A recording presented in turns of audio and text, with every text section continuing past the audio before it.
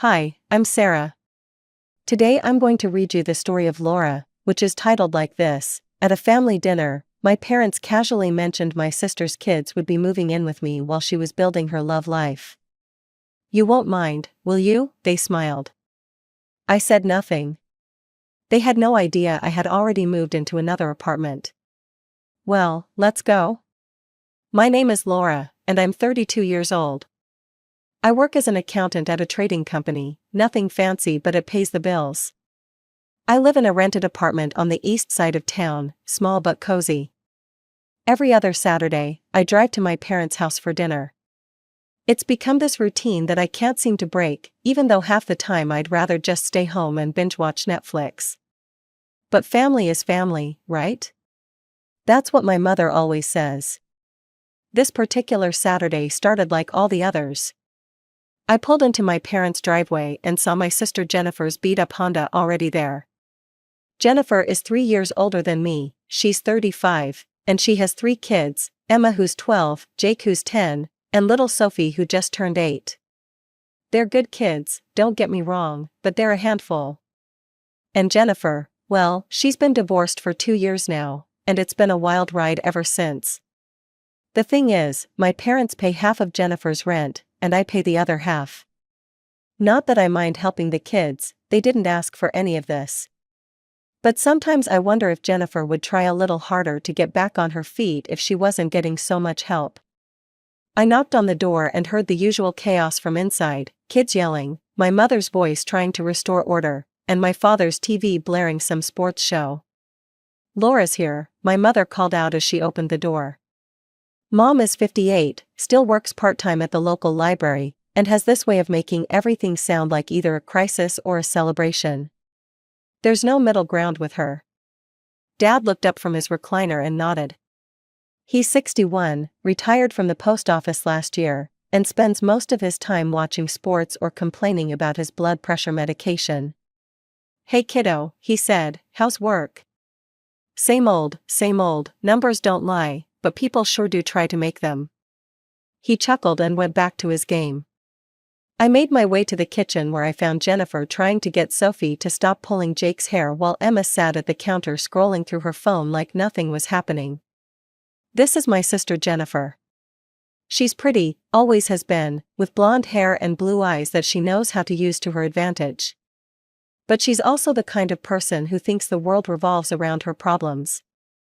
Since her divorce, she's been on this mission to find a new husband, going on dates constantly and leaving the kids with whoever's available. Usually me. At least twice a week, Jennifer shows up at my apartment after work with all 3 kids in tow. She'll have that look on her face, you know, the one that says she needs a favor but she's going to act like she's doing you one. "Hey Laura," she'll say, "I know this is last minute, but I have a date tonight and I really need someone to watch the kids." And what am I supposed to say? No, let the kids suffer because their mother can't plan ahead? So I end up canceling my plans, ordering pizza for 4, and spending my evening refereeing fights and trying to get 3 kids to do homework they don't want to do.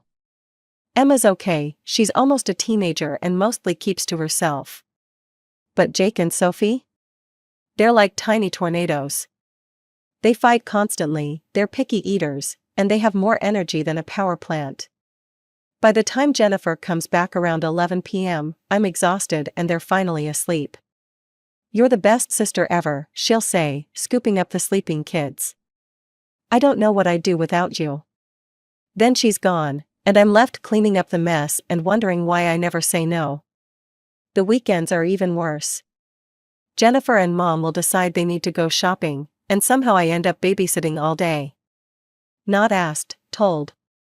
Like it's just assumed that I have nothing better to do with my time. I've tried bringing it up before.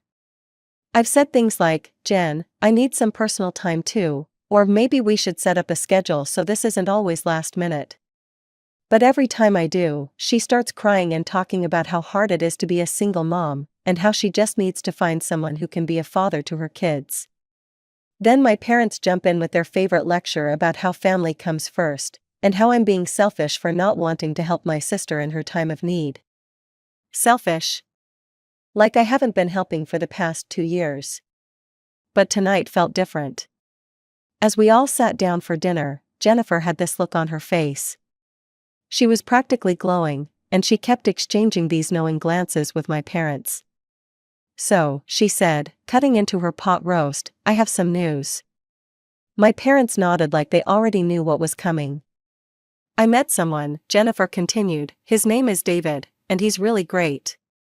We've been seeing each other for about 3 weeks now." "That's wonderful, honey," Mom said, beaming.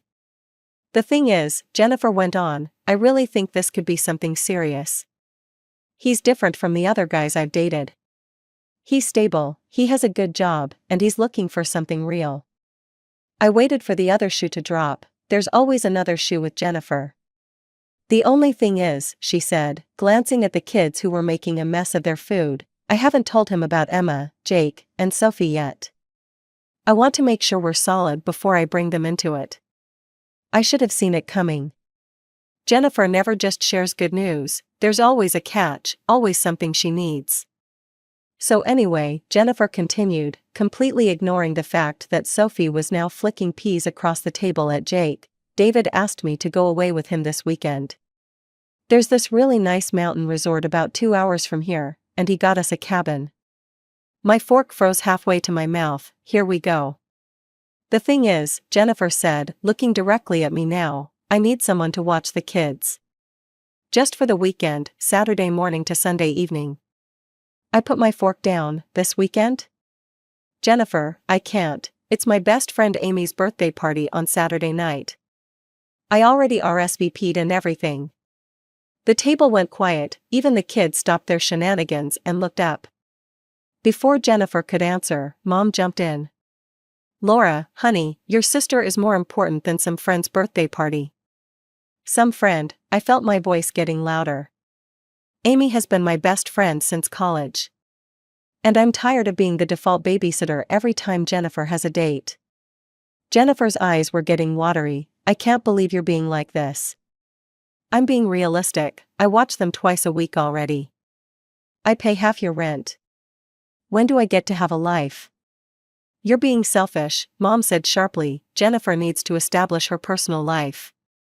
Then maybe she should tell David about the kids instead of lying." Jennifer's face went white, then red.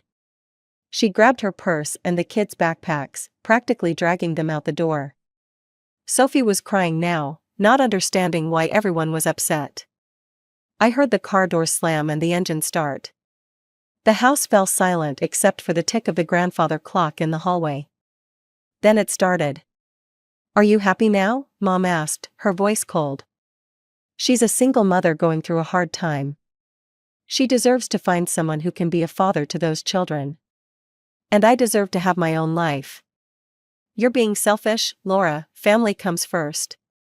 "Fine, you care so much about Jennifer's love life, you watch Emma, Jake, and Sophie for the weekend." "I can't do that," Mom said immediately. "My back has been killing me all week. I threw it out moving that bookshelf. And I've got blood pressure issues," Dad added. "Doctor says I need to avoid stress." 3 kids for a whole weekend? That's too much." They kept going. For 20 minutes, they tag-teamed me with guilt trips and accusations. I was selfish, I was ungrateful, I didn't understand what real responsibility meant. Jennifer had sacrificed everything for those kids and the least I could do was help her find happiness. By the time they were done, I felt like I'd been hit by a truck. These were my parents, the people who were supposed to love me unconditionally, and they were treating me like I was some kind of monster for wanting to go to my friend's birthday party. "Fine," I said finally, "I'll watch them." "Oh honey, that's wonderful, I knew you'd come around. You're such a good sister." I drove home in a daze. The first thing I did was call Amy. "Hey girl, what's up?" "I can't make it tomorrow night, family emergency." "Oh no, is everything okay?" "Yeah, it will be." "I'm sorry, I know how much work you put into planning this." "Don't worry about it, there will be other birthdays." But as I hung up, I wondered if there would be other friendships. Saturday morning came too soon. At exactly 9 a.m., Jennifer showed up at my door with 3 duffel bags and a huge smile. you're a lifesaver, she said, practically bouncing. I packed enough clothes for 2 days, and there's snacks in Emma's bag. Oh, and Jake needs his inhaler if he gets too worked up. The weekend was a nightmare. Jake and Sophie fought constantly. Emma was moody and kept asking when her mom was coming back. They didn't like anything I cooked. They complained about being bored. They made a mess of my living room with their toys and games. Sunday afternoon, while I was in the kitchen making sandwiches, I heard a crash from the living room. I ran in to find my TV screen cracked and Jake standing there with a remote control in his hand. I didn't mean to, he said, starting to cry. Sophie pushed me and I threw it. I did not, Sophie yelled back. My brand new TV. The one I'd saved up for months to buy. Destroyed. I spent the rest of the day trying to figure out how to get it repaired while keeping the kids from destroying anything else. Sunday evening, Jennifer finally showed up around 8.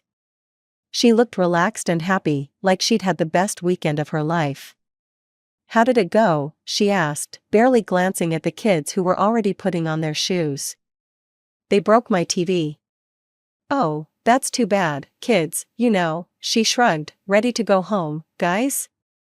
That was it, no apology, no offer to help pay for repairs, no thank you for giving up my weekend. She packed them up and left, and I was alone in my apartment with a broken TV and the smell of spilled juice ground into my carpet. A few weeks passed. I got the TV fixed, which cost me $300. I caught up on the work I'd missed while dealing with the kids all weekend. I tried to get back to normal. Then I ran into Sarah at the grocery store. Sarah is Jennifer's friend, but we'd gotten close over the years. She's one of the few people who knows how much Jennifer relies on me for babysitting.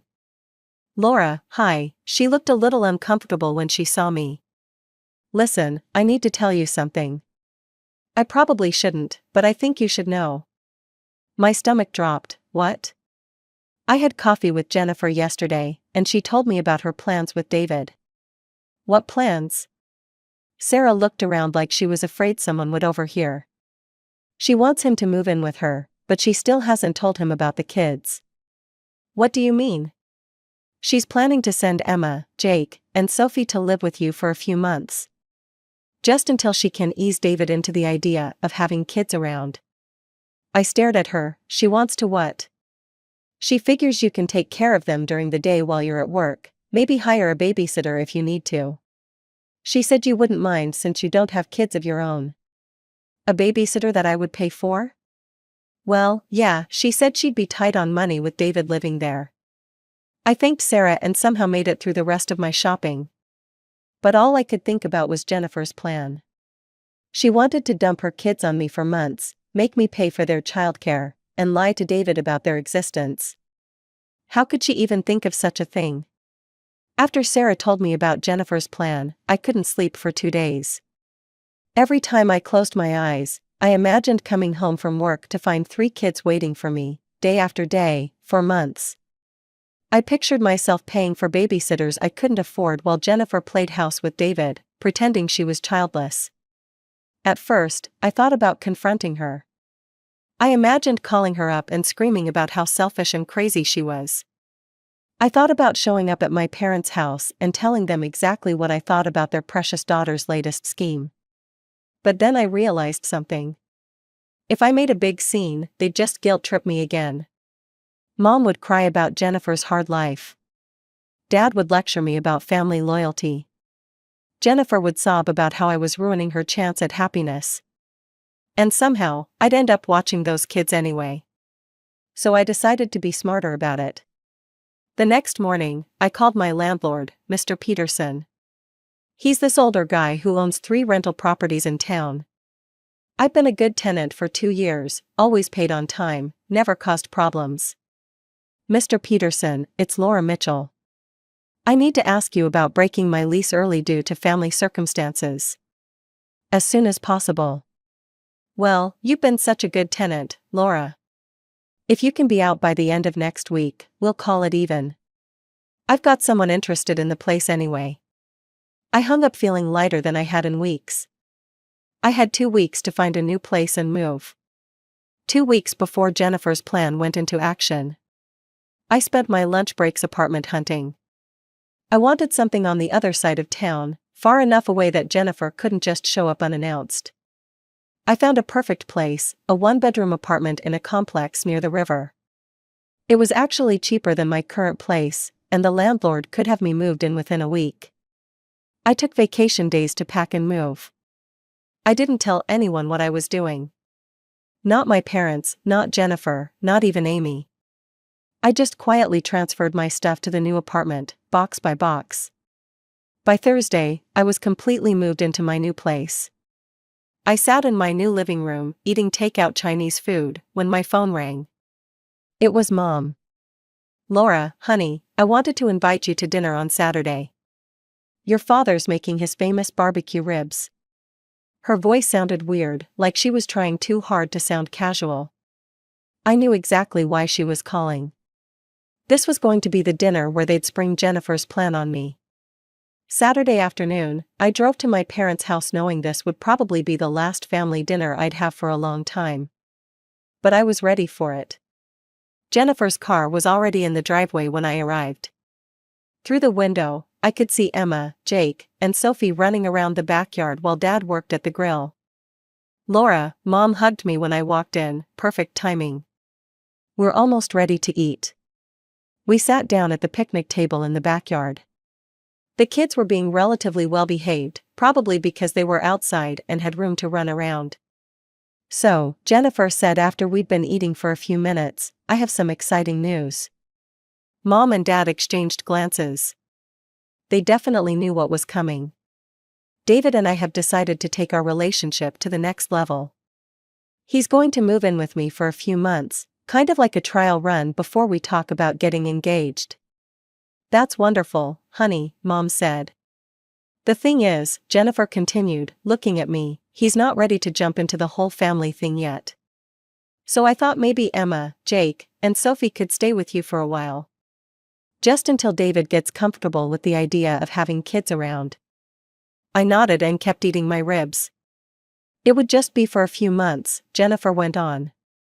"And I know you'd need help during the day while you're at work, so I thought you could find a babysitter. I mean, you don't have kids of your own, so you have more flexibility with your money." Still nodding, still eating. "Once David sees how great I am in a relationship, he'll be ready to meet the kids and become their stepdad. It's perfect for everyone." Mom jumped in, "We think it's a wonderful opportunity for Jennifer to secure her future. And the kids love spending time with you. It's really important for Jennifer's happiness," Dad added. "This could be her chance to give those kids a real family." I finished my last bite and wiped my hands on my napkin. "When were you thinking of doing this?" "Well," Jennifer said, "I was hoping maybe next Saturday. David's lease is up at the end of the month, so we want to start fresh." "Next Saturday, so in a week." "Exactly, I know it's short notice, but you're so good with the kids, and you don't really have anything else going on." I smiled. "That sounds fine." Jennifer's face lit up. "Really? Oh my God, Laura, thank you so much. This is going to change everything for us. The kids will love living with their aunt, and David will fall in love with me without any distractions." We finished dinner and I helped clean up. Jennifer was practically glowing as she told me about her plans for redecorating the apartment to make it more adult without kid stuff everywhere. "I'll bring them over Saturday morning with all their things," she said as we loaded the dishwasher. "They'll need their school clothes and everything since they'll be staying through the week." "Of course. And I'll give you money for the babysitter once David and I get settled." "Sure." When I left that night, Jennifer hugged me tighter than she had in years. "I love you so much, Laura, you're saving my life." I drove back to my new apartment, which my family didn't even know existed, and smiled the whole way home. Saturday morning was going to be very interesting. Saturday morning, I woke up in my new apartment and made coffee. I sat by the window, watching the river flow past, and waited. I knew exactly what was happening across town. At 9 a.m. sharp, Jennifer would be knocking on the door of my old apartment with 3 kids and enough luggage for months. She'd probably be excited, maybe even relieved to finally be getting rid of her baggage so David could move in without knowing about them. My phone started ringing at 9:15. Jennifer's name flashed on the screen. I let it go to voicemail. It rang again at 9:20, then 9:25. I turned the volume off and went back to my coffee. By 10 a.m., I had 12 missed calls and 15 text messages. I finally opened them. "Where are you?" "Laura, we're at your apartment but nobody's answering." "Why is there a phone number taped to your door?" "We called the number and it's your landlord. He says you moved out." "What's going on?" "This isn't funny, David is supposed to move in today." Then my parents started calling. Mom's name appeared on my screen over and over. Dad texted me, "Call us immediately, your sister needs you." At 11 a.m., Jennifer sent a long text, "I don't understand what's happening. Your landlord says you moved out last week. Where are you? David is coming with his stuff this afternoon. The kids are scared and confused, please call me back." I put my phone on silent and went for a walk along the river. When I came back an hour later, I had 23 missed calls. The texts were getting more desperate. "Laura, please, I'm begging you. I don't know what to do with the kids. David just called. He's loading his truck now.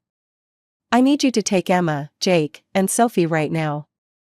My whole future depends on this, you can't do this to me."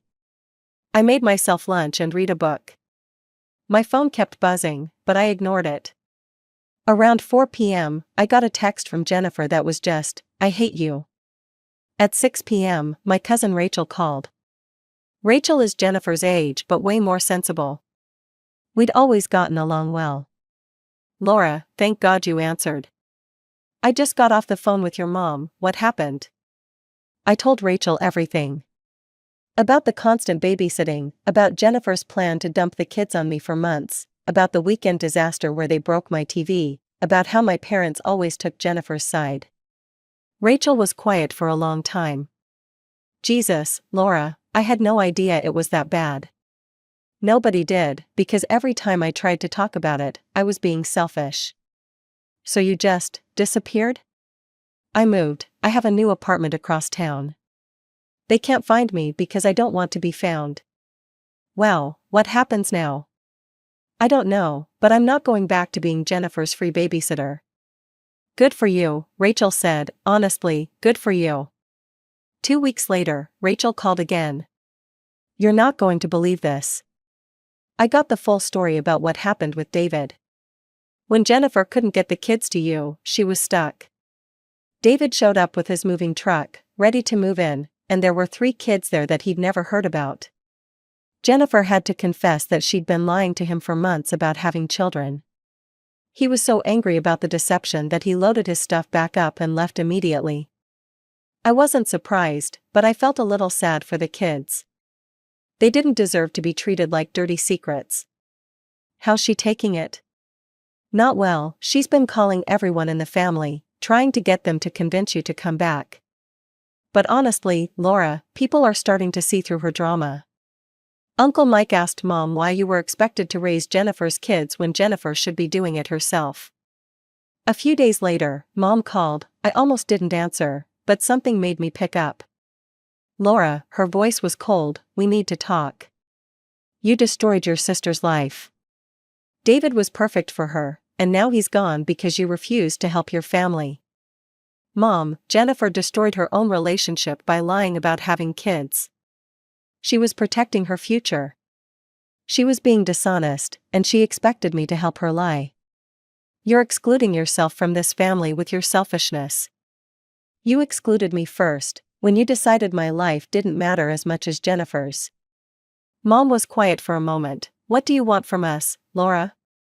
"I want you to understand that I'm not Jennifer's backup parent. I'm not her free babysitter. I have my own life." "So you'll never help with the children again?" "I'll never be taken for granted again."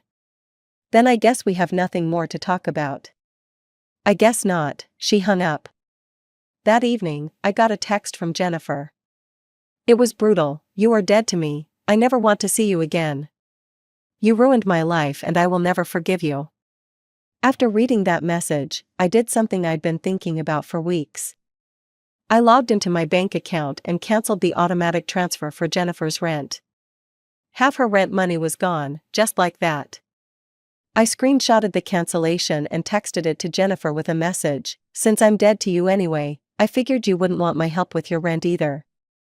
Then I blocked her number. I blocked Mom's number too, and Dad's. For the first time in 2 years, my weekends were my own. I could make plans without worrying about Jennifer showing up with 3 kids. I could go out after work without checking my phone for emergency babysitting requests. I could live my own life. Amy threw me a belated birthday party to make up for the one I'd missed. "You seem different," she said as we ate cake, happier. I feel different, like I can breathe again. It's been 3 months now since I disappeared from my family's life. I don't know when or if I'll talk to them again. Part of me misses them, especially the kids. But I don't miss the constant guilt trips. I don't miss being treated like my time and money don't matter. Rachel updates me sometimes. Jennifer had to move to a cheaper apartment when she couldn't afford the rent. She's dating again, but this time she's upfront about having kids from the first date. Mom and Dad are helping with babysitting more now that I'm not available. Maybe someday we'll work things out. Maybe Jennifer will apologize for taking advantage of me. Maybe my parents will realize that loving your family doesn't mean sacrificing your entire life for them. But until then, I'm learning what it feels like to put myself first. And it feels pretty good.